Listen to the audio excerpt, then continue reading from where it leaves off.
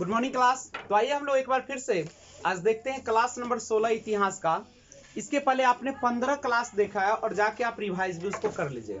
तो सबसे पहले मैं चाहूंगा कि पिछले क्लास जिसमें आपने वैदिक काल के बारे में पढ़ा था, नहीं वैदिक काल, अच्छा बताइए वैदिक काल जो था किस काल के बाद आता है? वैदिक काल किस काल के बाद आता है? सिंधु या हड़प्पा सभ्यता के बाद? नहीं। और वैदिक काल जो शामिल होगा वह ऐतिहासिक काल में शामिल होगा? नहीं। तो एक बात बताइए कि प्रागैतिहासिक काल को किस युग के नाम से जाना जाता है? पाषाण युग के नाम से। कौन युग से? पाषाण युग के नाम से। और जिसमें 9 पाषाण काल के बाद आप उसमें कांसा का प्रयोग किए थे। और आद ऐतिहासिक काल में किस चीज का प्रयोग होता था? कांसा का, इसलिए कांस्य युगीन सभ्यता और सिंधु घाटी सभ्यता। चूंकि उसमें लिखित विवरण तो मिला लेकिन उसको पढ़ा नहीं जा सका। अच्छा, उसके बाद जो ऐतिहासिक काल उसको हम किस काल के नाम से जानते हैं? वैदिक काल या लौह युगीन सभ्यता के नाम से जानते हैं। तो वैदिक काल का अध्ययन आपने पिछले क्लास में किया। सबसे पहले बताइए कि वैदिक काल होता क्या है? आप किसे वैदिक काल कहते हैं? यानी इतिहास का वह कालखंड जिसमें वेदों की रचना किया गया। नहीं, अब वेदों की रचना कितना किया गया? 4 किया गया। वेद की रचना क्या होगा? 4। तो वैदिक काल जो था कब से कब तक था? 1500 से लेके 600 ईसा पूर्व। 1500 से लेके 600 ईसा पूर्व। और जिसमें ऋग वेद का निर्माण किया गया उसको कौन काल कहा गया? ऋग्वैदिक काल। और जिसमें यजुर्वेद, सामवेद, अथर्ववेद हुआ उसको। अच्छा बताइए, वैदिक काल जो था उसमें जातियां जो थी यानी समाज जो थी, वैदिक काल का जो समाज था वो कितने भागों में बटा हुआ था? कौन कौन था? ब्राह्मण, शूद्र। सबसे उच्च जाति कौन माना जाता था? कोई नहीं, चूंकि यह कर्म के आधार पर था। नहीं, जो जैसा कर्म करता था उसी के आधार पर उसको, इसमें एक ही परिवार में कई सारी जातियां होती थी। नहीं, एक ही परिवार में बेटा ब्राह्मण हो सकता है तो पिता उसका क्या क्षत्रिय या वैश्य या शूद्र हो सकता है, ऐसे ना होता था। तो वैदिक काल में समाज 4 भागों में बटा हुआ था। करेक्ट है। उसके बाद जब आपने इसको पढ़ा तो उसके बाद क्या पढ़े थे? उत्तर वैदिक काल। नहीं, समाज के बाद क्या आपने पढ़ा था? जब समाज आपने पढ़ा कि समाज कितने भाग में बटा हुआ था? 4 भागों में बटा हुआ था। उसके बाद आपने पढ़ा था पंचायत। पंचायत कितने तरीके के थे? सभा कितने, मीटिंग कितने तरीके थे? 3 प्रकार के पंचायत या मीटिंग या सभा की बात कही गई थी। कौन कौन सा था वह? सभा, समिति और विदत। विदत किसका समूह था? सभी लोग शामिल होते थे जिसमें स्त्री पुरुष ऊंच गरीब सब।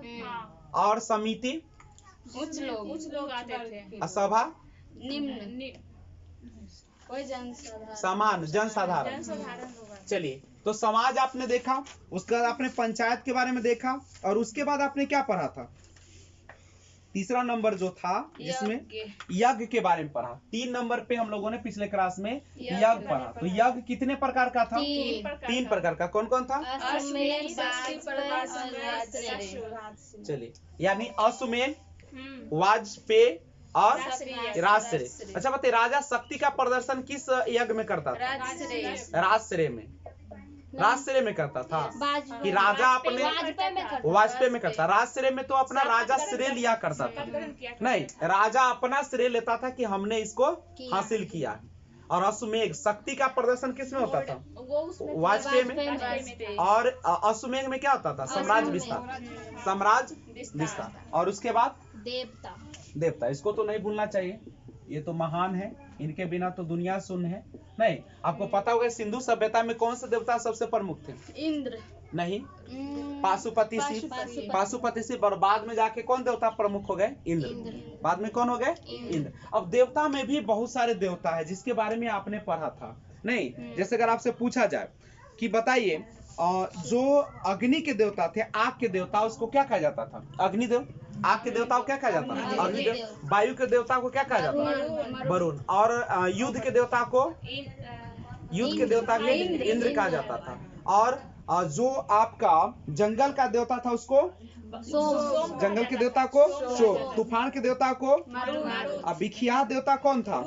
रुद्र था। नहीं, रुद्र। वर्षा का देवता इंद्र। युद्ध का देवता इंद्र। अच्छा, इंद्र भगवान की चर्चा जो है वह कितने बार की गई है? और अग्नि की चर्चा 200 बार। यही सब ना आप लोगों ने पिछले क्लास में पढ़ा। हाँ। तो आज हम लोग शुरुआत करते हैं। उससे पहले कुछ क्वेश्चन आपसे पूछता हूँ। और आप बताइए, सबसे उच्च वर्ग में जो समाज के जाति थे वो कौन थे? ब्राह्मण। उसके बाद क्षत्रिय। उसके बाद और लास्ट में पंचायत कितने भाग में बटा था? यज्ञ कितने प्रकार के था? देवता में सबसे प्रमुख कौन था? पशुपति। इंद्र था। लास्ट में नहीं, उत्तर वैदिक काल में चल रहा है। वैदिक काल में कौन हो जाएगा? इंद्र हो जाएगा। वैदिक काल में कौन हो जाएगा? इंद्र हो जाएगा। हाँ, सिंधु सभ्यता जो था उसमें प्रमुख देवता थे पाशुपति शिव। लेकिन जब वैदिक सभ्यता में आया तो उसमें इंद्र प्रधान हो गए। कौन प्रधान हो गए? इंद्र देवता प्रधान हो गए। देखिएगा, सिंपल आप जानते हैं कि आर्य जो लोग थे वह किस नदी के आसपास बसे थे आकर? सप्त सैंधव। वो नदी के आसपास सप्त सैंधव। और इंद्रप्रस्थ जो था वह पुराना नाम है किसका? इंद्रप्रस्थ के नाम से कौन जाना जाता था? दिल्ली को। दिल्ली का पुराना नाम क्या था? इंद्रप्रस्थ। पाटलिपुत्र जो है वह किसका पुराना नाम है? पाटलिपुत्र पुराना नाम है पटना का। हाँ, पटना का पुराना नाम क्या है? पाटलिपुत्र। याद रखिएगा, दिल्ली का पुराना नाम था इंद्रप्रस्थ। दिल्ली का पुराना नाम क्या था? इंद्रप्रस्थ। और ये जो है आपका कौन सा पटना जो है उसका पुराना नाम पाटलिपुत्र। आइए तो हम लोग देखते हैं।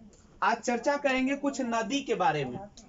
देखिएगा, कुछ ऐसी नदी है जिसका पुराना नाम और नया नाम के बारे में चर्चा करेंगे। यानी पहले उसका नाम क्या था और उसका नाम क्या है। सबसे पहले आपने देखा कि आर्य लोग, वैदिक सभ्यता के जो लोग थे, वो कहाँ के रहने वाले थे? मध्य एशिया के। और मध्य एशिया अपने आप को आर्य कहते थे, उच्च जाति कहते थे, चूंकि उनको संस्कृत का ज्ञान था। उनका कहना था कि जो संस्कृत जानते हैं उच्च वर्ग है और जो संस्कृत नहीं जानते वो सब निम्न वर्ग है। नहीं, अब यहाँ पे गौर कीजिएगा, नदी के बारे में सिंपल सी बात है कि आर्य लोग सप्त सैंधव थे।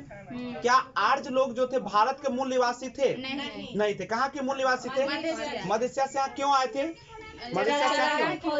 इसीलिए आए थे। चारागाह की खोज तो अलग चीज है, चूंकि वह यहाँ पे इसीलिए आए थे चूंकि वहाँ पे दो जातियां थे। एक जातिया ने उसको मार के भगा दिया और मजबूरी में यहाँ पे रहना पड़ा था उनको। नहीं, ठीक है। तो उसके बाद तो ध्यान दीजिएगा, नदी के बारे में अब हम पुराना नाम और नया नाम की बात करते हैं। जैसे एक नदी है झेलम नदी। झेलम नदी जो है इसका पुराना नाम क्या था? झेलम का जो पुराना नाम था वह था वीतस्ता। पुराना नाम क्या था? वीतस्ता, जो आज जानी जाती है किस नदी के नाम से? झेलम। तो झेलम का पुराना नाम क्या है? वीतस्ता। वीतस्ता, ठीक है। उसके बाद आइए ब्यास नदी के बारे में जानते हैं। ब्यास नदी जो है उसका पुराना नाम क्या था? बिपाशा। नहीं, ब्यास यानी बिपाशा। यानी बिपाशा जो है ब्यास नदी का पुराना नाम है। ठीक है, पूछेगा कि बिपाशा के नाम से कौन नदी जानी जाती थी? उसके बाद एक है चिनाब नदी। चिनाब नदी को कौन से नाम से जाना जाता था? चिनाब को अश्किनी नदी। यानी सिंपल सा है कि अश्किनी जो नदी है वह जो है वह क्या है? तो अश्किनी नदी चिनाब नदी का नाम है ना। यानी पुराना नाम जो है चिनाब नदी का वो कौन सा है? अश्किनी। इसको ध्यान रखिएगा। सतलज जो नदी है, सतलज, इसका पुराना नाम क्या था? सतुद्री ना। सतुद्री, यही है आपका सतुद्री। कौन है? सतुद्री। एक बार फिर से, झेलम का पुराना नाम बताइए। बीतस्ता। ब्यास का? चलिए, चिनाब का? सतलज का? सतुद्री। उसी तरीके से रावी नदी का अगर हम बात करें, रावी नदी का, तो रावी नदी का जो है वह पुराना नाम क्या था? परुष्णी। पूछता है कभी कभी कि परुष्णी के नाम से कौन सी नदी जानी जाती है? तो कौन जानी जाती है? रावी परुष्णी।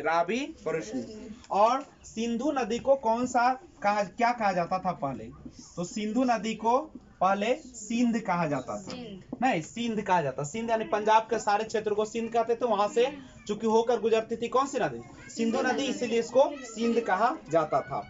अच्छा, झेलम नदी के किनारे कौन सा स्थल मिला है? झेलम नदी के आसपास जो मिला है वह सिंधु का कौन सा स्थल मिला है? सिंध पंजाब के आसपास का अगर क्षेत्र कहा जाए तो पंजाब के आसपास कौन था? सबसे पश्चिमी क्षेत्र की बात करें तो कौन सा होगा?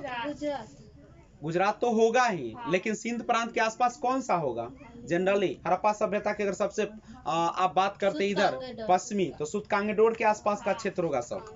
नहीं, सूतकांगेडोर ऐसे कहाँ पाया जाता है? कौन राज्य? बलूचिस्तान है। नहीं, चलिए, और एक है और गंडक नदी। जो गंडक नदी है इसको हम लोग जानते हैं एक नाम से सदा नीरा। सदा का मतलब होता है हमेशा, और नीर माने होता है जल, यानी हमेशा जल, यानी सालों भर। वैसी नदी जिसमें सालों भर जल रहता है उसको हम बोलते हैं सदा नीरा। सालों भर इसमें जल बहती रहती है। और गंडक कहाँ का क्षेत्र है पता है? पटना उधर से होते हुए इधर से हाजीपुर वाला जो क्षेत्र है जो बीच का है, सो कहाँ, जहाँ पे गंगा यमुना सरस्वती ना, यहाँ पे देखिएगा तो चूंकि ये तो विलुप्त नदी है, लेकिन वहाँ पे आपका गंडक नदी जो है से बहती है आसपास। अभी हम लोग जो है से क्या करते हैं कि अभी इतना गंदा कर दें कि अभी किनार से पानी भी जब हम लोग लाते हैं तो किनार से पानी नहीं लाते। क्यों नहीं लाते? क्योंकि किनार का पानी बहुत ही गंदा है, सड़ जाएगा। इसलिए गंगा भी अब अशुद्ध हो चुकी है, हम लोग उसका पानी भी बीच से या किसी अलग क्षेत्र से उठाते हैं। नहीं, तो गंडक का जो पुराना नाम है वो क्या है? सदा नीरा। हमेशा पूछेगा ये क्वेश्चन कि हमेशा पानी रहता है, वैसी नदी का नाम बताइए जिसमें हमेशा सालों भर पानी रहती है। ठीक है। और दूसरी बात समझिएगा, सरस्वती। सरस्वती का पुराना नाम क्या था? सरस्वती। इसको घग्घर कहा जाता था। क्या कहा जाता था? घग्घर। सरस्वती को ही कहा जाता था घग्घर ना। एक बात और है कि ये राजस्थान के आसपास, सरस्वती नदी कहाँ से निकलती है? राजस्थान के पास से निकलती है। राजस्थान जिसकी राजधानी है जयपुर। राजस्थान को कहा जाता है कौन? जयपुर को पिंक सिटी के नाम से भी हम लोग जानते हैं। नहीं, तो सरस्वती का ही पुराना नाम क्या है? घग्घर, जो कि अब भूमिगत हो गई है। अब वह जमीन के अंदर समाहित हो गई, मतलब वो बहती नहीं है, उसका अस्तित्व समाप्त हो गया है। और यह राजस्थान के आसपास है।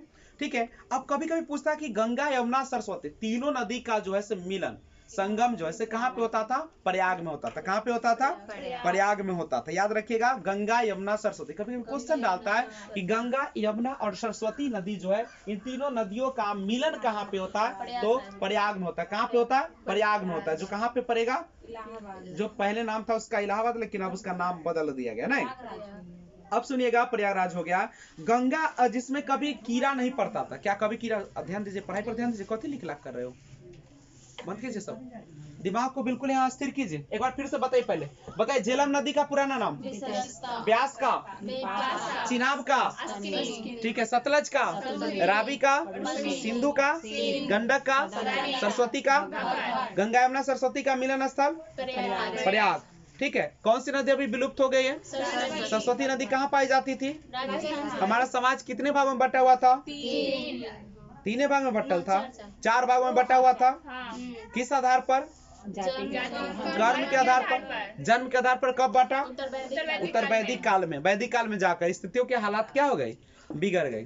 नहीं, अब यहाँ से बात आता है गंगा यमुना सरस्वती का संगम प्रयाग में। गंगा जो है ना, वहाँ का पानी जो है बिल्कुल शुद्ध होता था पहले, और मानव इतना अताई ना, जितना कहा जाए कम है। मानव का अस्तित्व समाप्त हो जाए तो बहुत अच्छा हो जाएगा दुनिया। सारे लोग अच्छे से रहेंगे, सुख से जिएंगे। खाली मानवे है दुनिया में? एगो मानवे है? तुम तो, हम लोग, तुम आदमी हो, तुम भी तो जानवर हो, एनिमल हो। You are also social animal. तुम भी तो समाज के प्राणी हो। अपने आप को आदमी मत समझना, जानवर हो। रूप भले ही भगवान दे दिए, लेकिन जानवर हो ना। ऊपर से रूप है, अंदर अथी है, कचरे भरल हो, सोड़ल हो, महक रहा है ना। समझ रही है? तो ये सारा चीज, मतलब क्या है? जब तक आपके पास ज्ञान नहीं होगा, आपके पास बुद्धि नहीं आएगा, तब तक आप सोरल है। आपके भीड़ में कोई जाना चाहेगा? आप सफल हो जाएगा, और कोई बेकार आदमी अगर आ जाए, भकलोल चकलोल बात करे वाला, तो भीड़ में रहिएगा? नहीं रहिएगा, दूर जाइएगा। क्यों रहिएगा उसके भीड़ में? माथा पगला देगा दह के। नहीं, बतवा समझ रहे हो? है, लोग अपने लेवल के अनुसार लोग खोजते हैं। नहीं, जिसको जैसा जो लेवल है उसी के अनुसार होता है। बकलोल सब बकलोले लेवल खोज लेता है ना। सफल लोग सफले लोग को खोजता है, गरीब लोग गरीबों को खोजता है, अमीर लोग अमीर को खोजता है। कहा जाता है कि अगर 100 साल, अगर किसी, आप 100 साल क्या, अगर 10 साल किसी अमीर के साथ रहते हैं तो आप भी अमीर बन जाएंगे। समझ गए? अगर अमीर आदमी 100 साल अगर गरीब के साथ, 10 साल गरीब के साथ रहता है तो वो भी गरीब हो जाए। जैसे बुढ़िया के साथ रहेगी अनपढ़ के साथ, तो तोरो दिमाग उसी सर जाएगा। जैसा समाज में रहोगे वैसा ही तुम्हारा क्या हो जाएगा, दिमाग हो जाएगा। इसलिए कहा जाता है कि हमेशा अच्छे व्यक्ति के संपर्क में रहना चाहिए, जो कि हमेशा पॉजिटिव बात करे, जो ऊपर ले जाने की बात करे। निगेटिव आदमी, घृणा करने वाले लोग, नीच सोच के लोगों से हमेशा क्या रहना चाहिए। सभी मानव है, दुख सुख में सबको साथ देना है। इना के कोरोना फैल गया तो तुम घर छोड़ के भाग जाओ क्या? वैसे नहीं है। व्यक्ति जिसके पूरा घर में सबको कोरोना है, एक को नहीं है, तो क्या घर छोड़ देता है? वो क्या करता है? उसकी सेवा करता है। देख रहे कौन करता है? अपना यहाँ तो हो जाएगा तो घर छोड़ दोगे तुम? हाँ छोड़ दोगे। ऐसे नहीं होता है। अभी ना होता है कैसे? अभी तनके दिन पहले एग्जाम्पल है, बगल में को बुखार लगा तो सब ओकरा आने नहीं देता है। तो ये कौन चीज है? ये कौन चीज कर रहे हैं? छुआछूत कर रहे हैं। बीमारी अच्छी चीज है चाहे खराब चीज है, लेकिन तुम इसके प्रति घृणा दिखा रहे हो। और सुरक्षा के साथ रहना है कि कोरोना हो गया तो आदमी ओकरा मार देगा, कहते हो कि नहीं। तो हुआ है तनके दिन पहले, जब किसी के घर में कोरोना हुआ तो तुम उसको दूध लेने दोगे? दूध दीजिएगा? गाय वाला घरे आने दीजिएगा? खाना दीजिएगा? रोड पर चलने दीजिएगा? तो तोरा की विश्वास, तोरा पर कैसे विश्वास कि तू घर वाला के रह देवी? घरों में नहीं रहने देता है। लेकिन हाँ, जो शिक्षित लोग हैं, जैसे दिल्ली है, मुंबई है, कर्नाटका है, वहाँ कोई दिक्कत नहीं। कोरोना हो गया, एक ही परिवार में रहता है सब। हाँ, वो अपना सेपरेट रहता है जरूर, ठीक है, लेकिन उसके साथ ये नहीं कि हम हमेशा उसके साथ रहेंगे। खाना उना पहुंचाएंगे, सुरक्षा के साथ पहुंचाएंगे, ठीक है। मानव जाति है तो हम मानव से मानव को जलन नहीं करना है, मानव से मानव को सेवा करना है, समझ रहे हो। लेकिन हमारे यहाँ ऐसी नहीं है। क्यों नहीं है? क्योंकि हम लोगों के पास क्या है? अशिक्षा है, समझ रहे हो। तो इसको दूर कौन करेगा? शिक्षा करेगा। तो गंगा जो है अपवित्र कर दिया, ये मानवे से अपवित्र कर दिया। मानव न रहता तो कहीं गंगा अपवित्र होती? कहीं नहीं होती, बिल्कुल शुद्ध रहती। न कल रहता, न कारखाना रहता, न कुछ रहता, न कुछ होता, सारा चीज। और पूरा दुनिया में एक मानव जाति आके भ्रष्ट कर दिया, ना कर दिया, जंगल काट दिया, सब कुछ हटा उठा दिया ना। अब सुनिएगा, गंगा जो है ना, गंगा, उसमें एक ना बैक्टीरिया पाया जाता है जिसका नाम है बैक्टीरियोफेज। उसका नाम है बैक्टीरियोफेज। बैक्टीरियोफेज नामक जीवाणु पाया जाता है। बैक्टीरियो कौन नाम है उसका? बैक्टीरियोफेज। बैक्टीरियोफेज नामक जीवाणु पाया जाता है, जिसके कारण गंगा का पानी कभी कीड़ा नहीं लगता, उसमें सड़ता नहीं, समझ गए। और वो कहाँ से आता है बैक्टीरियोफेज? बैक्टीरियोफेज चूंकि पर्वत पार होते हैं, वहां पे बहुत सारे पौधे होते हैं, कुछ ऐसे पौधे होते हैं औषधि रूप के रूप में यूज होते हैं। जैसे आप अगर तुलसी का पत्ता अगर पानी में बहुत डाल दीजिए तो क्या वो सड़ जाएगा? नहीं सड़ेगा। पानी को भी क्या कर देगा? बिल्कुल साफ कर देगा, शुद्ध कर देगा, नहीं अच्छा कर देगा। और वैसे भी प्रत्येक व्यक्ति को प्रतिदिन सुबह शाम 2-2 पत्ता क्या करना चाहिए? लेना चाहिए, ताकि आपके जो भी कफ से लेके चाहे जो भी समस्या है सबको क्या करता है? दूर करता है। घर के चारों ओर हम लोग को क्या लगाना चाहिए? तुलसी, क्योंकि तुलसी 24 घंटा आपको ऑक्सीजन देता है। नीम भी 24 घंटा ऑक्सीजन देता है। पीपल भी देता है, लेकिन पीपल को नहीं लगाना चाहिए, क्योंकि पीपल जो होता है कमजोर होता है, उसका मुसला नीचे जाता नहीं है, उलट जाएगा, मर जाइएगा, समझ गए। तो लेकिन हमारे यहाँ पे देखो समाज कैसा है, अब तुलसी लगाने ही नहीं देगा, सब तो नहीं लगा। तो बस साफ जगह में देवता है। अरे देवता ये लाए कि ऑक्सीजन देते हैं, तो ऑक्सीजन देते हैं तो गंदा में रहेंगे तो गंदा को भी ना साफ कर देंगे, ना करेंगे। इसलिए सब जगह तुलसी लगा दो। कचरा कुचरी, नाली फाली, कचरा में खुद हो जाता है बारिश के पानी से, लेकिन लगाने देता है कोई? लगाने नहीं देता। लगाइए। घर के हम फलाना बनाए, दलान के चारों ओर लगाएंगे पूरा। अब बड़ा फायदा, एगो तुलसी लगा दोगे तो अपने हजारों की संख्या में बढ़ता है, बहुत हो जाता है ना। ये अच्छा गुण है। और 2 चीज, एक नीम का पेड़, नीम का पेड़ हर घर में होना चाहिए, बहुत फायदेमंद, बहुत कीड़ा को डैमेज करता है। हर पहले के जमाना में रहता था, और अंग्रेज जब ये अंग्रेज समाप्त किया है, जब सब जगह इमली लगा दिया, बीमार कर दिया। ये सब नीम को काट के इमली का पेड़ लगाया था, ताकि खट्टा खाएगा, बीमार पड़ेगा, बीमारिया हो जाएगा। और नीम शुद्ध हवा देता है, उसको काट दिया। सब अभी भी बहुत है, स्टेशन पे ज्यादा सब जगह है, सब जगह सब काटा गया इमली का पेड़, तो हट जाओगा था। इमली खाने हर घर में एक मतलब पेड़ रहता है, बहुत अच्छा नीम का डिजाइन बना के रखे रहते हैं। नीम का पेड़ होना चाहिए हर जगह। तो सभी लोग नीम का भी अच्छा गुण है। एगो नीम करोड़ों नीम को जन्म देता है। एक साल के बाद वो करोड़ों नीचे। ये सब लगाइए। नीम का पौधा जगह ज्यादा ना लेता है, टेंशन नहीं रहता है। नीम लगाइए, तुलसी लगाइए, खूब लगाइए, जम के लगाइए। 4 गो बेटा जन्म देने से अच्छा है कि 4 गो नीम लगा तुझे भविष्य में काम देगा। हाँ, समझ रहे हो?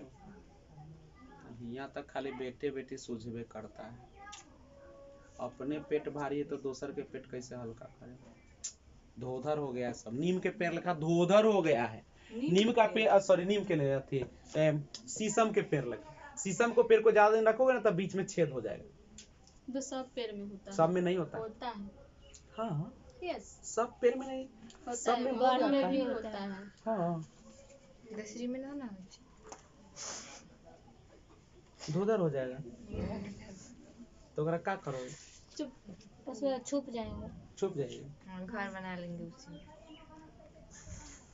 तो में बहुत प्यारा प्यारा चीज भी रहता है। बाबा रहते हैं। बाबा रहते हैं, बाबा लपेट का चूस जाएंगे। चलिए आगे, अब आइए बात करते हैं। एक बात करते हैं, आप सभी को जैसा कि पता है आज हम लोग बात करने चले हैं दर्शन पर। दर्शन, जिसको आप दर्शन शास्त्र बोलते हैं, नहीं फिलॉसफी जिसको बोलते हैं। दर्शन क्या है तो ध्यान दीजिएगा, जब भी कोई किसी व्यक्ति का सिद्धांत होता है उसी को हम लोग कहते हैं दर्शन। समझे? जैसे मेरा अपना एक सिद्धांत है। मेरा सिद्धांत है कि सारी लड़कियां खूब पढ़े ना। मेरा सिद्धांत है कि लड़कियां पढ़ेगी तो पूरा समाज शिक्षित हो जाएगा। लड़का भी पढ़े, लेकिन एक लड़का और एक लड़की दोनों मौजूद है तो लड़की को ज्यादा वरीयता देना चाहिए। क्या है? क्योंकि एक लड़की पढ़ेगी तो 24 घंटा घर पे रहती है, उसके बाल बच्चे आस पास सब जगह सेंट जाएगा। सेंट का मतलब क्या है? उसका गुण जाएगा। और पुरुष लोग होते हैं अपना स्वार्थी होते हैं, अपना पढ़ेगा अपने में हंसोत लेगा, झरकटान झरकटान बोलबो करेगा नहीं। और वो कमा जहाँ पे क्या परिवार के साथ रहेगा तो पुरुष शिक्षित तो केवल एक शिक्षित, महिला शिक्षित तो पूरा परिवार शिक्षित, आने वाला पीढ़ी शिक्षित, घर और पूरे घर को संभालती है महिला। इसलिए महिला का शिक्षित होना बहुत जरूरी है। नहीं तो दर्शन का मतलब ही होता है कौन चीज? दर्शन का मतलब क्या होता है? हर व्यक्ति का अपना एक सिद्धांत, सबका सिद्धांत। तुम लोग का भी अपना एक सिद्धांत है, जीने का सिद्धांत है ना। तुम लोग भी चाहते हो कि हम ऐसे वाला जिए ना। हम लोग क्यों पढ़ रहे हैं? हम लोग इसीलिए पढ़ लिख रहे हैं ताकि हम लोग चाहते हैं कि मेरा आगे का भविष्य खराब ना हो। जो मेरा पीछे वाला भुगता है वो हम लोग अब ना भुगत। देखो, गरीब होना अमीर होना अलग चीज है और शिक्षा अलग चीज है। गरीब अमीर आप पैसे से हो सकते हैं, लेकिन दिल में कचरा रहेगा। आप समाज के बारे में नहीं सुनेंगे, मानवता के बारे में नहीं सुनेंगे, कुछ समझिएगा। और जब आपका ज्ञान रहेगा ना तो भले ही भूखे रहिएगा, ठीक है। ये गांव में उल्टे पढ़ाता है कि पढ़ लिख के क्या हो जाएगा, लेकिन पढ़ लिख कर दुनिया का हर चीज होता है। आज चांद पर लोग जाते हैं तो पढ़ ही के गए। आज जो तुम बैठे हो इस जमीन पर उस सब कोना के देन, सब पढ़ाई का देन। और पढ़ाई का महत्व तब समझ में आता है जब अच्छे सोसाइटी में जाते हो, नहीं तब वहां अपना औकात पता चलता है कि हम किस दुनिया में रहते हैं। नहीं समझ रहे हो ना? इसलिए शिक्षा को सबसे बेहतर बनाए। तो दर्शन यही कहता है। दर्शन का अर्थ ही क्या होता है? दर्शन का अर्थ होता है कि सिद्धांत। कोई भी व्यक्ति तो उसका अपना एक सिद्धांत होता है और उसी सिद्धांत को हम लोग क्या कहते हैं? और भारत में वैदिक काल में ना 6 दर्शन दिए गए थे। कितने दर्शन दिए गए थे? वैदिक काल में 6 दर्शन दिए गए थे और वो उसे हम लोग षष्ठ दर्शन के नाम से जानते हैं। 6 है तो षष्ठ, 7 रहता तो सप्त, 5 रहता तो पंच। नहीं तो षष्ठ दर्शन पूछेगा कभी कभी कि बताइएगा कि वैदिक काल में भारत में कितने दर्शन दिए गए थे? 6 दिए गए थे, इसलिए इसको क्या कहा गया? षष्ठ दर्शन। समझ रहे हो बात को? ठीक है। अब बात है तुम्हें को समझा जाए, दर्शन माने क्या? सिद्धांत। दर्शन माने क्या होता है? सिद्धांत। यानी हमारा अपना कोई सिद्धांत है, उसी को हम लोग क्या कहते हैं? तो फिलोसोफर कौन होते हैं? जो अपना मत को समाज के सामने पेश करते हैं। जैसे हम भी अपना समाज के सामने पेश कर रहे कि पिछले बार एकदम 99% रिजल्ट दिए टीचर में, तो वो मेरा क्या था? कहीं ना कहीं बिना पैसा का, तो मेरा एक सिद्धांत था। नहीं, लेकिन सिद्धांत के साथ अगर खिलवाड़ करिएगा तो फिर सिद्धांत क्या हो जाता है?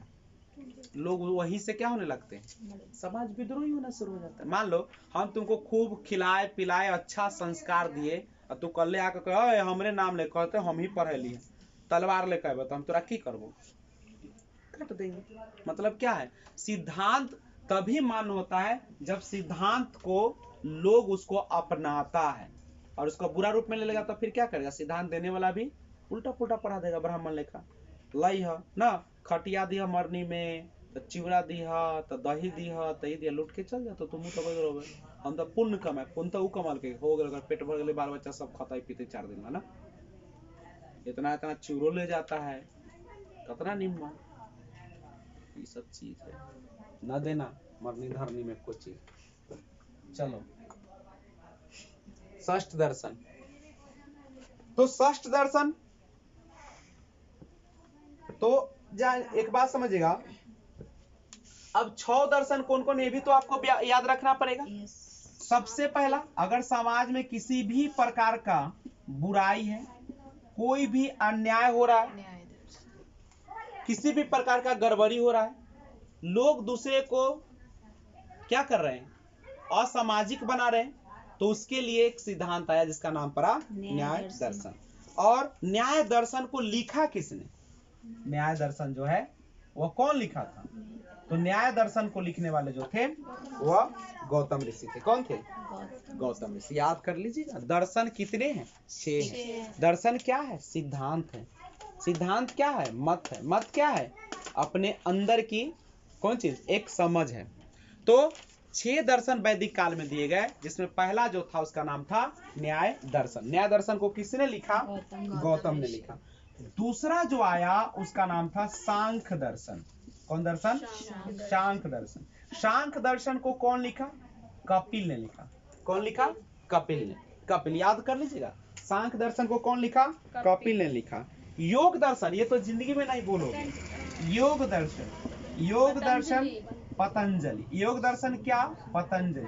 ये पतंजलि के थे, एक ऋषि थे जिसके नाम पर यहाँ भी वह पतंजलि, रामदेव। धड़कन मूवी देखे हो, एगो रहता राम, एगो रहता देव। राम रहता कौन, अक्षय कुमार। राम कौन रहता है, अक्षय कुमार। सुनील शेट्टी क्या रहता है, और दोनों मिलके क्या बन जाता है, वो आई कल वाला अंजलि ने आ गई, पतंजलि आए। योग दर्शन रामदेव, पतंजलि, अंजलि। चलो तो ये हो गया योग दर्शन। कौन हो गया, सांख्य दर्शन क्या हुआ, दर्शन क्या है, मतलब ये सांख्य, सांख्य सब सिद्धांत है। लोग जैसे कपिल ना अपन सिद्धांत लिख रहे थे कि दुनिया में क्या है क्या नहीं है, कैसे रहना चाहिए, कैसे खाना चाहिए, क्या पहनना चाहिए। न्याय का कोई मतलब है तो उस तरह से इसका सांख्य का न्याय का मतलब नहीं है, न्याय में मत है। किसका मत है, गौतम का। वो अपन मत दिए किताब में है ना। हाँ, वो सभी किताब है। सांख्य दर्शन क्या है, किताब है। कौन लिखा है, कपिल ने लिखा है। क्या लिखा है, वो अपन मत लिखा है। केकरा बारे में लिखा है, दुनियादारी के बारे में, समझी। अब पतंजलि क्या है, योग दर्शन क्या है, एक किताब है। उसमें क्या है, उसका मत है। किसका है, मत है। जैसे अभी हम कोई किताब लिख दे अपना बारे में, मेरा क्या मत है, दुनिया के बारे में क्या नजरिया, हम क्या चाहते हैं, कैसा जिंदगी चाहते हैं, लोगों से क्या अपेक्षा करते हो, वही तो मेरा हो जाएगा, तो दर्शन हो जाएगा। उसी को फिलोसफी कहते हैं। फिलोसफी नहीं ना पढ़े हो, पढ़ते तब पता चलता, सब अपना अपना में मत देगा। उसके बाद होता है एक वैशेषिक दर्शन ना। कौन दर्शन, कौन है, वैशेषिक दर्शन। ठीक है, तो इसको भी आप लोग, वैशेषिक दर्शन जो है वैशेषिक दर्शन, और इसको किसने लिखा है, कनाद। कनाद समझते हो, यही कनाद है, या उलुक भी इसको कहा जाता है, कनाद या उलुक। यही जो कनाद महोदय है, उन्होंने कहा कि दुनिया जो है वह 5 तत्वों से मिलकर बना हुआ है। हमारा शरीर भी कितने तत्वों से मिलकर बना है, 5 तत्वों से मिलकर बना है। कनाद जाने भी जाते हैं इसीलिए। तो याद रहेगा, न्याय दर्शन कौन है, गौतम। न्याय दर्शन कौन है? गौतम गौतम। न्याय दर्शन गौतम। सांख्य दर्शन, कपिल, योग दर्शन, पतंजलि, वैश्विक दर्शन, वैशेषिक दर्शन, वैशेषिक दर्शन। और एक बात और समझिएगा, पूर्व मीमांसा, पूर्व मीमांसा, पूर्व मीमांसा, पूर्व मीमांसा जो है, पूर्व मीमांसा, इसको लिखे है जैमिनी। इसके प्रवर्तक कौन है? जैमिनी। सब दर्शन है, सब क्या है? दर्शन है। उत्तर मीमांसा अगर कहा जाए, उत्तर मीमांसा, उत्तर मीमांसा, तो उत्तर मीमांसा का है वादरायण, वादरायण। उत्तर मीमांसा वादरायण, याद रहेगा। उसका चार्वाक, चार्वाक जो है, चावार, चारवाक, चारवाक, देखो ये रहता है पहले पढ़ा जाता है, चारवाक, चारवाक। चारवाक के कौन है? चारवाक, चारवाक है, चारवाक के चारवाक। तो आशा करते हैं आपको याद हो गया ना। इसमें 7 दिया है, लेकिन जनरली क्या गो है? चारवाक को नहीं काउंट करता वो, नहीं, इसको काउंट तो वो नहीं करता। षष्ठ दर्शन, ठीक है, षष्ठ दर्शन, उत्तर मीमांसा, पूर्व मीमांसा रहेगा। चारवाक को नहीं हुआ, क्योंकि चारवाक ने जो दिया उसको चारवाक ही कहा गया। समझ रहे हो? तो जनरली वैदिक काल में 6 आए। दर्शन क्या गो आए? 6, कौन कौन? न्याय दर्शन की बोली तो न्याय दर्शन, गौतम, सांख्य दर्शन, कपिल, योग दर्शन, पतंजलि, वैशेषिक, कनाद, पूर्व मीमांसा जैमिनी, और उत्तर मीमांसा। वादरायण, झेलम नदी का पूरा नाम बताइए। वितस्ता, व्यास नदी का, पाशा, चिनाब का, अक्षी, सतलज का, सतुरी, रावी का, परशुनी, सिंधु का, सिंध, गंडक का, सरस्वती, सरस्वती का। घग्गर, कोई दिक्कत? उत्तर मीमांसा को बताइए तो लिखने वाले। वादरायण, वादरायण, वादरायण, वादरायण। उत्तर मीमांसा वादरायण। पूर्व मीमांसा जैमिनी, महात्मा बुद्ध सबसे अधिक प्रभावित थे कौन दर्शन से?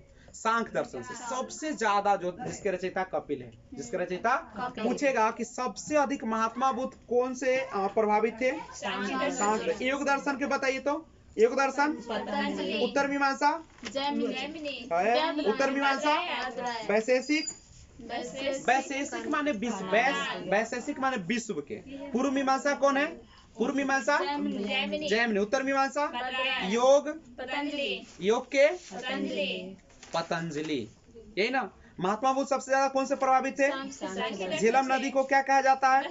रावी नदी को। पुरुष, समाज कितने भागों में बटा था? चार, पंचायत क्या भाग में बटा था? यज्ञ क्या प्रकार का था? देवता बहुत थे, जैसे वायु के देवता, वरुण, वायु के देवता, युद्ध के देवता, इंद्र, अग्नि के देवता। अग्नि, उसके बाद हम लोगों ने नदी के बारे में पढ़ा।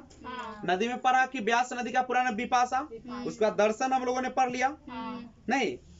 तो याद रखिएगा। अच्छा बताइएगा, भारत के वैदिक काल के लिए षष्ठ दर्शन का हिस्सा पूछे कि नहीं था। षष्ठ दर्शन में याद रहेगा न्याय दर्शन, सांख्य दर्शन, योग दर्शन, वैशेषिक, पूर्व मीमांसा, उत्तर मीमांसा। इसमें दे देगा वो वेदांग तो होगा, वेदांत। चार्वाक दे देगा तो होगा, नहीं होगा। इस चीज को याद रखना है। वैदिक सभ्यता में जो पंचायत थी, तो उस पंचायत या नगर निगम के लिए टैक्स या पैसा वसूला जाता था, पता है? जो पंचायत हुआ करती थी उस समय क्या वसूला जाता था? टैक्स। और वह पैसा कहाँ से आता था? जो पैसा था टैक्स कहाँ से आता था? खेती से आता था, किसान से आता था। किसानों से टैक्स को वसूला जाता था। उस टैक्स को कहा जाता था बाली। क्या कहते थे? खेती से जो प्राप्त होता था टैक्स, खेती से प्राप्त होने वाले टैक्स को बाली कहा जाता था। क्या कहा जाता था? बाली। पूछेगा बाली किसे कहा जाता है? तो खेती से टैक्स वसूला।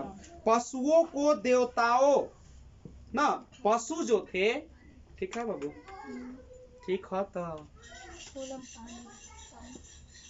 याद रखिएगा एक चीज, जो पशु हुआ करते थे ना, दिमाग चले ना, गर्मी मौसम इतना ज्यादा चेंज हो रहा है कि अभी हम लोगों को बीमार पड़ने की आशा क्या है? बहुत ज्यादा है। तो हम लोग कैसे बचे? अगर मौसम चेंज हो तो हम लोग कैसे बचे? सबसे पहले मौसम अगर बदलने लगे तो उस समय सबसे पहले गर्म पानी का सेवन करना शुरू कर दो, ठंडा पानी को छोड़ दो। नहीं, गर्म पानी का सेवन करो, उसमें तुलसी का पत्ता डाल के पीजिए। तुलसी का 2 पत्ता डालिए, सुबह शाम तुलसी ऐसे लीजिए, और पानी में ना तुलसी का पत्ता रख दो। देख तो पूजा पाठ में तुलसी रख देता है, वो बहुत फायदेमंद होता है। और प्लस अगर आपके पास तुलसी खाने का नहीं मन, तो तुलसी का एक डब्बा आता है, ठीक है?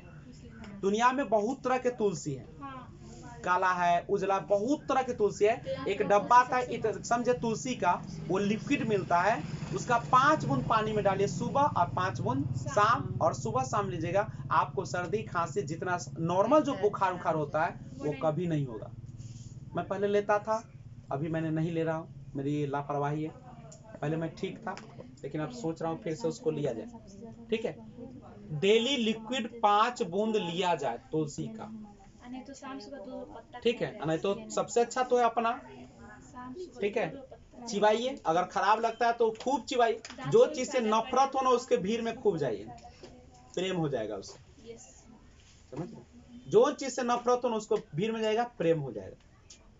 लेकिन ये आदमी के पास ऐसा मत कीजिए, क्योंकि आदमी के पास जाने से नफरत होता है। समझ गए?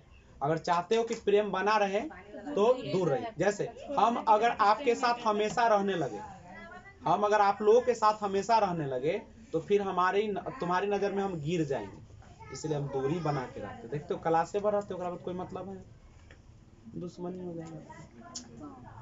हाँ, जितना जो जिसके करीब होता है उतना ही उसके क्या होते हैं, उसके लिए बेकार होते हैं। प्रेम हम लोग भगवान से इतना प्रेम क्यों करते हैं? कभी मिले ही क्यों नहीं। मिले ही नहीं नहीं। है। हाँ, मिल जाएंगे तो मार जो चीज ज्यादा अच्छा लगता है ना, इसका मतलब है कि उससे दूरी है अभी। जब खराब लगने लगे समझो कि नजदीकी बढ़ गई। समझ रहे हो? तभी बीमारी खराब लग रहा है ना, हैं? नजदीक आ गई तो तुम क्या करो ना, तुम ज्यादा नजदीक हो गए उसका, दूरी बना लो। दूरी बनाओगे प्रेम हो जाएगा उससे। दूरी बनाने का मतलब समझते हो? तबीयत खराब है फिर भी मन में नहीं लाना है कि निगेटिव थिंकिंग कि क्या होगा क्या नहीं, ठीक होगा कि नहीं, कुछ नहीं होगा। आपका प्राण इतना जल्दी भगवान नहीं लेंगे, याद रखना। किसी भी व्यक्ति को ना, तुम लोग कहते ना रात में सोया पीने मर गया, ये सब बकवास है। कोई नहीं ऐसा मरता है बाबू, रात में सोया दिन में मर जाए कोई नहीं। उसका पहले से उसके शरीर को कुछ न कुछ कमी हो रही थी, जो शरीर आपको नहीं पता भी था, आपने उसको अनदेखा किया, जिसका भुगत रोक दिया।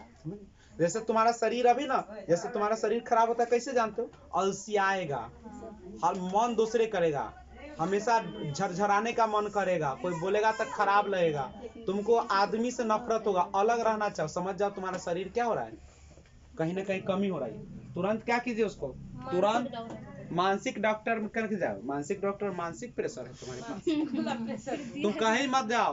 तुम सबसे पहले घरेलू उपचार शुरू करो। गर्म पानी सबसे अच्छा उपाय है, तुलसी है, खूब काढ़ा वाला पीना शुरू कर दो, तुरंत ठीक हो जाएगा। गिलोय पियो, करवा ही तो जिंदगी देती है। तो पहले इसको नोट करिए। एक चीज को ध्यान रखिएगा कि पशु जो होते थे उसको वैदिक काल में देवताओं को क्या किया जाता था, बलि दिया जाता था नहीं। और यहाँ मुख्य रूप से वैदिक काल में मुख्य रूप से कौन पशु को पाला जाता था? गाय को पाला जाता था। किसको पाला जाता था? अर्थव्यवस्था का जो मुख्य आधार था वैदिक काल में वह कृषि और पशु पालन हुआ करता था। और यहाँ पर टैक्स के लिए, कौन चीज के लिए? टैक्स के लिए जो था वह जो रखे जाते थे उसको क्या कहा जाता था? बाली कहा जाता था। टैक्स वसूलने की जिम्मेदारी जो लेता था उसको क्या कहते थे? बाली। सबसे छोटा जो होता था, सबसे छोटा जो क्षेत्र होता था वो कौन था पता है? उस समय सबसे छोटा जो होता था उसको क्या कहते थे? गांव, जिसे हम लोग क्या कहते थे? ग्रामीण कहते थे। याद रखिएगा, जो गांव सबसे छोटा रहता था वहां पर एक पद होता था गांव में टैक्स वसूलने के लिए, उसको क्या कहते थे? ग्रामीण। और सबसे बड़ा जो जनपद था, सबसे छोटा जो था क्षेत्र, सबसे छोटा क्षेत्र उसको गांव को क्या कहा जाता था? पद एक था ग्रामीण। और सबसे बड़ा जो क्षेत्र था, क्षेत्र कहो या जनपद कहो, उसका नाम क्या था? राजन। क्या नाम था उसका? राजन। सबसे बड़ा क्षेत्र को क्या कहा जाता था? राजन। सबसे छोटा को क्या कहा जाता था? ग्रामीण कहा जाता था। ठीक है। और एक बात और मैं आपको बता दूं कि जहां पर लोहा के साक्ष्य मिलने लगा वहां पर जनपद बड़ा होने लगा। क्यों? आपको पता है कि वैदिक काल में लोहा का खोज हुआ, और लोहा एक ऐसा धातु है जो काफी मजबूत भी होता है, औजार भी काफी बनाते हैं। तो जहां पे ज्यादा औजार बनेगा, जहां पे ज्यादा उद्योग धंधे लगेंगे, वहां का जनपद कैसा होगा? बड़ा होगा ना। और अब जनपद किस ओर बढ़ने लगा? पहले था गांव और अब बने लगा नगर। क्या हो गया? क्यों हो गया? क्योंकि लोहा का आविष्कार हो गया, लोहा ने क्रांति लाया और जनपद अब बड़ा होने लगा। तो जब जनपद बड़ा हो गया, लोहा है तो लोहा का काम करने वाले को लोहा, तो लोहार की संख्या भी क्या होने लगी उस समय। और जनपद जब बड़ा होने लगा, जनपद जो था वह जब बड़ा होने लगा तो उसी का नाम क्या पड़ गया? महाजनपद। महाजनपद क्या था? तो जनपद बहुत सारे मिलकर क्या बन गए थे? महाजनपद। महाजनपद वैदिक काल में 6ठी शताब्दी ईसा पूर्व में, 6ठी शताब्दी ईसा पूर्व में जो था पूरा भारतवर्ष कै भाग में बटल था? 16 भाग में बटल था, जिसको क्या कहा जाता था? महाजनपद कहा जाता था। और महाजनपद जो था उसकी जानकारी कहाँ से मिलती है? अंगुतर निकाय। अंगुतर निकाय किसका? बौद्ध धर्म का एक कौन चीज था? ग्रंथ था। गर्मी लग रहा है क्या? तो ध्यान रखिएगा इस चीज को। तो सबसे पहले कि महाजनपद की जानकारी कहाँ से मिलती है? बौद्ध धर्म के अंगुतर निकाय से मिलती है। और वह भी कौन चीज से? 6ठी शताब्दी ईसा पूर्व। देखिएगा जैन धर्म जो था उसने भी तो बहुत सारे किताब लिखा होगा, लेकिन देखिए जैन से कहीं बेहतर धर्म कौन हुआ था? क्यों? क्योंकि बौद्ध धर्म पूरा ज्यादा फैला था, और फैलाने का काम सबसे ज्यादा जो किया था उसका नाम क्या था? उसका नाम था अशोक ना। तो इस चीज को आप लोग ध्यान, जनपद अगर पूछे कि जनपद क्या है तो सिंपल से बोलेगा जनपद, महाजनपद क्या है तो जनपद का बड़ा रूप है जहाँ पे शासन करने की व्यवस्था है। और दुनिया में सबसे ज्यादा, दुनिया में सबसे बड़ा जो जनपद था वो कौन था? मगध था। कौन था? माने भारत में, भारत में सबसे बड़ा कौन था? मगध कहाँ पड़ता है? हम लोग कहाँ के रहने वाले? मगध, यानी बिहार का था। कहाँ का था? बिहार। तो इस चीज को आप लोग क्या करिए? पटना, गया, मुंगेर। जनपद कैसी सभ्यता थी? नगरीय। ठीक है, अब समझिएगा। अब यहाँ पे ना 16 जो महाजनपद था उसमें 2 बड़ा फेमस था, एगो उत्तर भारत का, एगो दक्षिण। उत्तर भारत में सबसे शक्तिशाली जो जनपद था उसका नाम था मगध। उत्तर भारत ऊपर वाला सबसे बड़ा जो था उसका नाम क्या था? और दक्षिण भारत के सबसे जो शक्तिशाली जनपद था माहिष्मती। क्या नाम था उसका? माहिष्मती। 16 महाजनपदों की चर्चा कौन किताब से? अंगुतर। बिहार में सबसे प्रसिद्ध जनपद कौन था? मगध, जिसकी राजधानी कहाँ थी? राजगीर। जिसकी राजधानी कहाँ थी? बाद में बन गया राजगिरी, पाटलिपुत्रा। इसी तरीके से होते हुए फिर ना यही ना बढ़ा है मगध जो था उसकी शुरुआत राजगीर से शुरू हुआ नहीं, और उस समय राजगीर का नाम था राजगिरी, यानी राजाओं का जगह। राजगिरी का अर्थ क्या होता है? राजाओं का जगह। राजाओं के रहने की जगह को राजगिरी कहा गया। और लोग यहाँ पे क्यों शासन करते थे? चूंकि यह चारों तरफ पहाड़ों से घिरा था। कभी से घिरा था? मगध। राजगीर के पहाड़ देख लेना, मगध जो था पूरा पहाड़ों से घिरा हुआ था। मगध के राजा बहुत खतरनाक युद्ध भी करते थे बहुआ, और सबसे नामी था इसका विवाह। इन्होंने अपने साम्राज्य का विस्तार करने का तरीका अपनाया विवाह। कौन चीज के द्वारा? खूब विवाह किया। विवाह करने का मतलब है कि एक बार जब आप विवाह कर लेते किसी से, एक बार जब किसी से विवाह कर लेते तो वहां के पूरा जो है वह साम्राज्य आपका हो जाता है।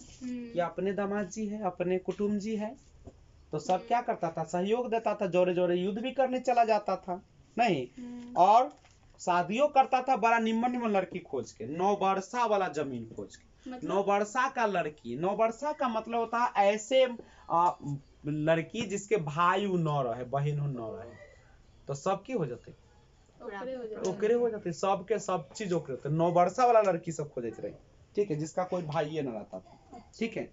और क्या करता था? एक है उड़ीसा से कटक, अफगानिस्तान से अटक। उड़ीसा से कटक, अफगानिस्तान से अटक ठीक है, तो उड़ीसा से कटक, अफगानिस्तान से अटक। उड़ीसा से कटक, उड़ीसा के कटक से लेके अफगानिस्तान के अटक, यानी से कटलाई तो उन्हें अटक लाई। पूरा में किसका राज्य चलता था? मगध का। किसका चलता था? अच्छा, महाजनपद की सबसे ज्यादा चर्चा किस किताब में मिलती है? अंगुत्तर निकाय। अंगुत्तर निकाय कौन धर्म से संबंधित है? अच्छा, अब थोड़ा सा पीछे की बात करें तो प्रागैतिहासिक काल को आपने देखा, जिसको पाषाण काल के नाम से जानते हैं। आदि ऐतिहासिक काल, जिसको आप बोलते हो कौन काल? कांस्य युगीन सभ्यता, या उसी को बोलते हो सिंधु सभ्यता। और उसके बाद आता है वैदिक का। सबसे पहले हम लोग पढ़े पाषाण काल, तब हम लोगों ने पढ़ा सिंधु, उसके बाद पढ़ा वैदिक, और तब पढ़ा महाजनपद, और अब विदेशियों का क्या हो जाएगा? आक्रमण होगा। विदेशियों का क्या हो जाएगा? अब वैदिक काल और महाजनपद। अभी आपने महाजनपद पढ़ा कि नहीं पढ़ा? और उससे पहले कौन काल पढ़े थे? वैदिक काल। अब वैदिक काल और उसके बाद है कौन? महाजनपद। शुरुआत कहां से हुआ से कहानी देखते हैं। सबसे पहले हम लोगों ने पढ़ना शुरू किया था पाषाण काल से, पत्थर के काल से। उसके बाद हम लोगों ने पढ़ा कौन चीज? सिंधु सभ्यता। और उसके बाद हम लोगों ने क्या पढ़ा? वैदिक काल। तब हम लोगों ने क्या पढ़ा? महाजनपद। और महाजनपद के बाद हम लोग को पढ़ना है विदेशी। अब आएंगे, हाँ, कौन आएंगे? विदेशी लोग हमला करेंगे भारत को। कभी सिकंदर आएगा, तो कभी कौन आएगा? गजनबी आएगा, मोहम्मद गोरी आएगा, पृथ्वीराज आएगा, चंद्रगुप्त मौर्य आएगा, बहुत आएगा और तहलका मचेगा, खूब कटौवल चलेगा रोज। चंद्रगुप्त हाँ, ठीक था, गड़बड़ा गया। तो बोल दिया ओकरा विदेशी में को, बेटी जो था सेल्यूकस निकर विदेशी था, तो एकरो अंग आ गया था एकरा हिस्सा। ठीक है, तो विदेशी आक्रमण सुनिएगा। तो अभी अब हम लोग यहाँ तक तो पढ़ लिया, अब हम लोग को पढ़ना है विदेशी आक्रमण। लेकिन अभी हम लोग पढ़ेंगे नहीं, क्योंकि विदेशी आक्रमण पढ़ेंगे तो बहुत बड़का कहानी हो जाएगा, ना हो जाएगा। इसीलिए मारेंगे स्टॉप दोनों के बीच में। वैदिक काल और महाजनपद काल के बीच में एक बड़ा चीज आया, जो कि आप पता है, बहुत सारे धर्म आ गए। जैन धर्म आ गए। कौन धर्म आ गए? जैन धर्म आ गए, बौद्ध धर्म आ गए, लिंगायत आ गया ना, लिंगायत आया। उसके बाद कापालिक आया, कापालिक आया। कापालिक के बाद कौन? ये सब धर्म सब है। वैष्णव आ गया, विष्णु को मानने वाला आया। उसके बाद शिव को मानने वाले आ गए। नहीं, तो ये सारा जो है, अब हम लोग बीच में एंट्री मारेंगे इन चीजों का। यानी अभी हम लोग विदेशी आक्रमण नहीं पढ़ने वाले हैं। अब थोड़ा सा जानिए, सिंधु सभ्यता शहरी सभ्यता थी, वैदिक सभ्यता ग्रामीण सभ्यता थी। सिंधु सभ्यता जबकि वैदिक सभ्यता ग्रामीण सभ्यता थी। वही महाजनपद शहरी था। महाजनपद कैसा था? सिंधु सभ्यता में एक सिंग वाले, एक श्रृंगी यानी एक सिंग वाले पशु की पूजा, और वैदिक काल में गाय हो गया। सिंधु सभ्यता के लोग युद्ध करता था, बिल्कुल युद्ध से अपरिचित था, लेकिन वैदिक काल वाला युद्ध से परिचित था। सिंधु सभ्यता में कौन भगवान की पूजा होता था? पाशुपति शिव, लेकिन वैदिक काल में इंद्र भगवान। सिंधु सभ्यता नगरीय सभ्यता, वैदिक सभ्यता ग्रामीण सभ्यता। सिंधु सभ्यता नगर नियोजन के लिए फेमस, लेकिन वैदिक सभ्यता सामाजिक नियोजन के लिए बेहतर। किसके लिए? सामाजिक। तो अब क्लास लगेगा जैन धर्म। कौन धर्म? जैन धर्म। लेकिन इसके लिए करना पड़ेगा इंतजार। ऐसे थोड़ा सा चर्चा कर लिया जाए। जैन धर्म के संस्थापक कौन है? ऋषभ। तो ऋषभ देव। वास्तविक संस्थापक कौन है? महावीर स्वामी। तो उसमें 24 तीर्थंकर हुए। पहला ऋषभ देव, 23वां पार्श्वनाथ, 24वां महावीर स्वामी, यही ना। महावीर स्वामी जो थे, उन्होंने तीर्थंकर की बात कही। तीर्थंकर का मतलब होता क्या है? तीर्थंकर का मतलब होता है दुख को झेलने के लिए संसार रूपी सागर को पार करने वाली टीचर को तीर्थंकर कहा जाता है। संसार किससे भरा है? दुख से। किससे भरा है? दुख से। और उस दुख रूपी संसार को पार करने वाला, यानी पार कराने वाला या कराने वाली जो शिक्षक है, उसी को क्या कहते हैं? तीर्थंकर। पूछता तीर्थंकर कौन है? तो दुख रूपी संसार से जो हमें पार लगा दे, वही क्या है? तीर्थंकर। समझ गए? हाय, वो तीर्थंकर कहता है। कोई दिक्कत है तो बोलो। लेकिन एक झारखंड का पहाड़ है जिसका नाम है सम्मेद शिखर। क्या नाम है उसका? सम्मेद शिखर। ठीक है, वहीं पे एक पहाड़ जिसका नाम है पारसनाथ की पहाड़ी, सुनते होंगे तुम, पारसनाथ की पहाड़ी। ठीक है, जब महावीर स्वामी आए तो उन्होंने संदेश दिया, कहा झूठ मत बोलना। अगर तुम चाहते हो कि संसार रूपी दुख से पार लग जाओ तो क्या करना? क्योंकि झूठ बोलोगे कष्ट होगा, याद रखना पड़ेगा, दर्द होगा, लोगों से घिरना होगा। धन संग्रह नहीं करना, पैसा कौड़ी से खाओ पियो उल्टल चलो। धन संग्रह उतना ही कमाओ जितना से तुम्हारा पेट बाल बच्चा पोसा जाए, बालो बच्चा ना पोसाए, तुम पोसा जाओ। ठीक है, चोरी नहीं करना, चोरी नहीं करना। जो संसार रूपी दुख से मैं तुम्हें पार लगाने आई हूँ बेबी, अब तुम कौन सी दुनिया में हो? तो झूठ मत बोलना, धन संग्रह नहीं करना, चोरी नहीं करना और हिंसा नहीं करना। हिंसा का मतलब वैसे बात भी ना बोलना जिससे दूसरे को दुख पहुंचे। केवल मार काठी हिंसा नहीं है। अगर मेरी बातें किसी के कलेजा में बैठ जाती है, इसका मतलब है कि मैंने क्या कर दिया? क्या किया? हिंसा कर दिया। समझ रहे हो?